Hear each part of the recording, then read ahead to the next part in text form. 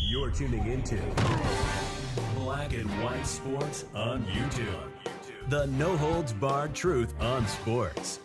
The main event starts now. All right, Black and White sports supporters. Well, we're going to talk about the Eagles and more specifically Jalen Hurts, but we're going to talk about everything involving the Eagles.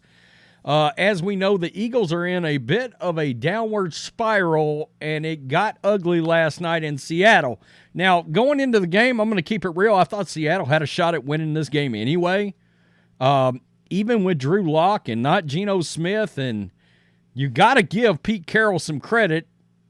Look, it's going to be a tough game. It's at home.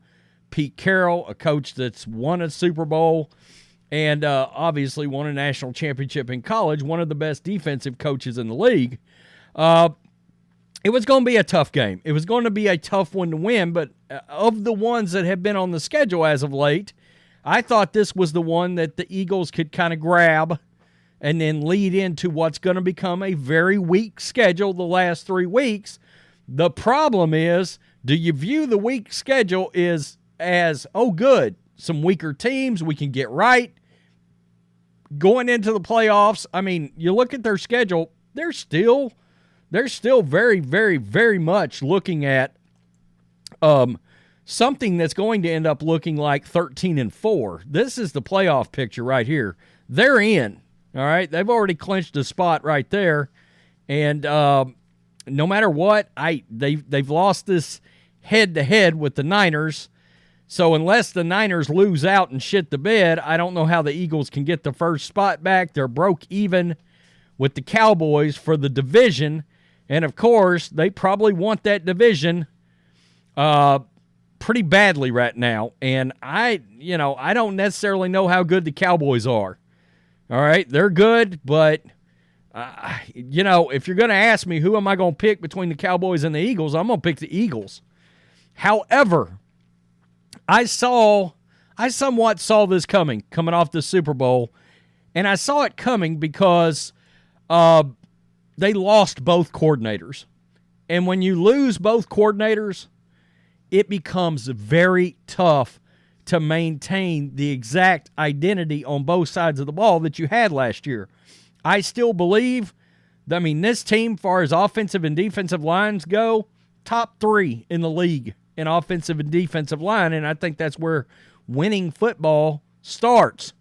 I think it's greatly underappreciated, but I'm going to tell you, Jalen Hurts basically called out his team last night, and he's one of my favorite quarterbacks, and he's one of my favorite quarterbacks because he's got a work ethic that clearly has shown up.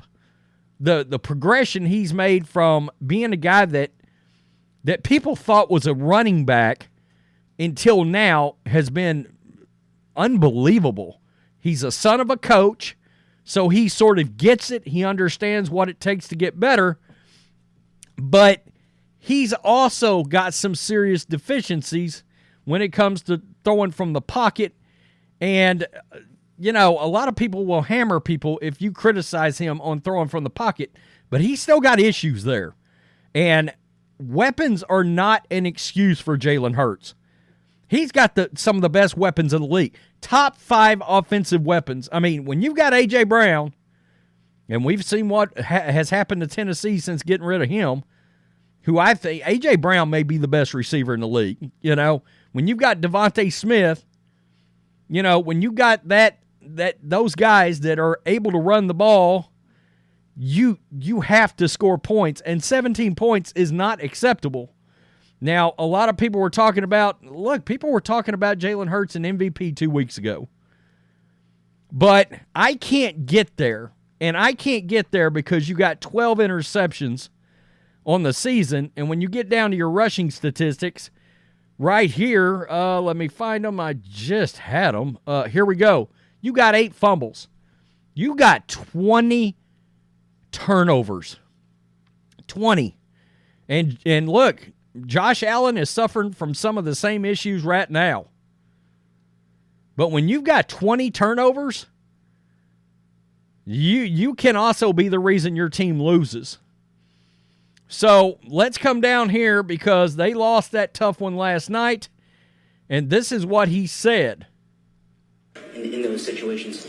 I've been talking about execution all year. Been on the same page. Everyone been on the same page, and we didn't execute. I don't think we're committed enough. Just got to turn it around. It's a challenge that we have to embrace. Just continue to see it through. What do you mean by that, about being committed enough? Commitment. I don't know that. I had a dictionary on me now. Excuse me. I don't know. All right. So he's clearly frustrated.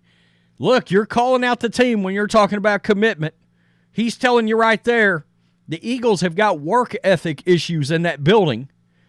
He's obviously saying there are players that aren't working hard enough. There's no other way to say it. The problem is his game's got some deficiencies right now too. So you've got that issue. You've got the Matt Patricia thing because, look, even though they've technically said Sean Desai is still the DC in Eagles land, he's not. He's not.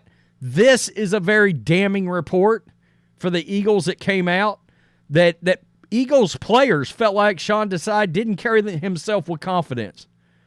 That tells you they had lost belief in that defensive play caller. Now, Matt Patricia is of course calling defensive plays. That could be great.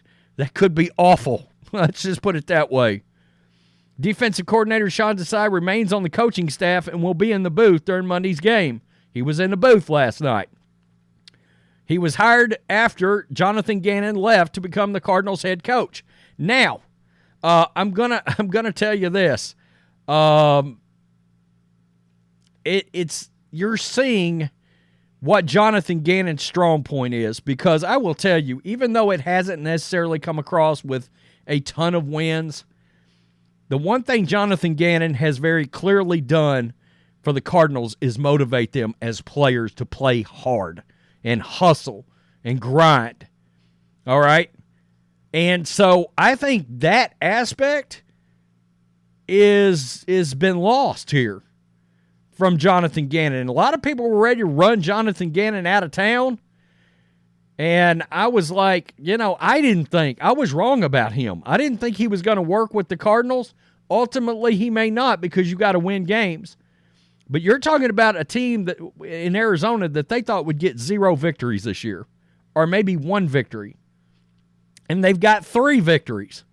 All right? That doesn't sound like a big deal, but they were very competitive in games, especially in the first, 9 or 10 games of the season there in Arizona. They were clearly overachieving. Josh Dobbs was their quarterback.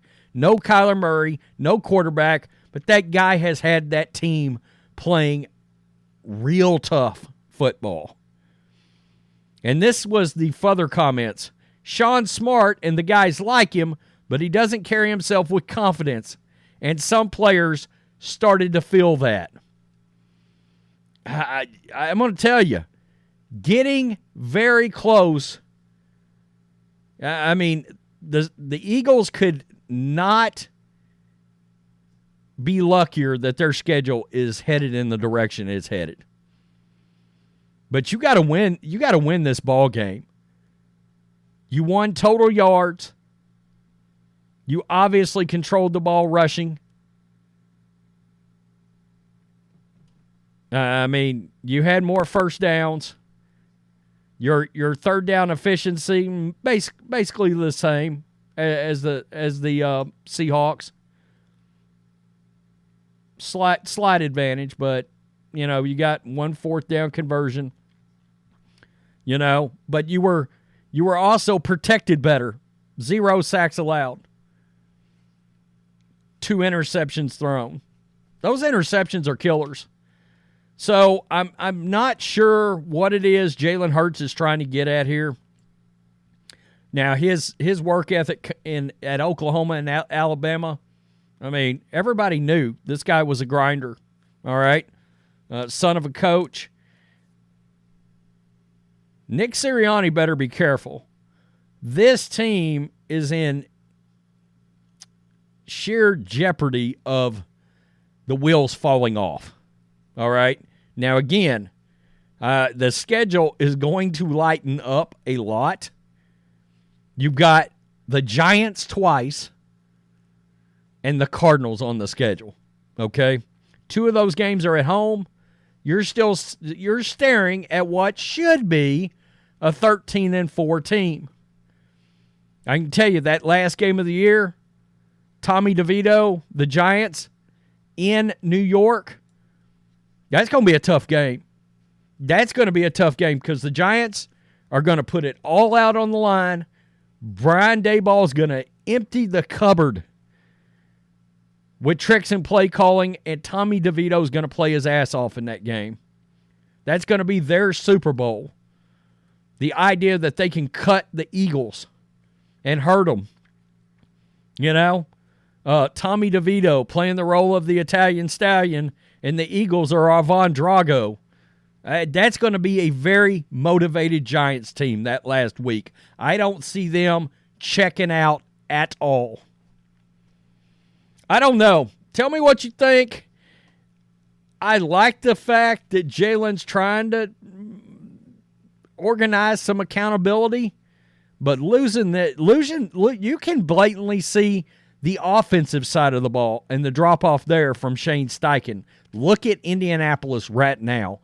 That dude is an offensive mind and a hell of an offensive play caller and a hell of a coach. It was going to be harder this year because you lost both coordinators.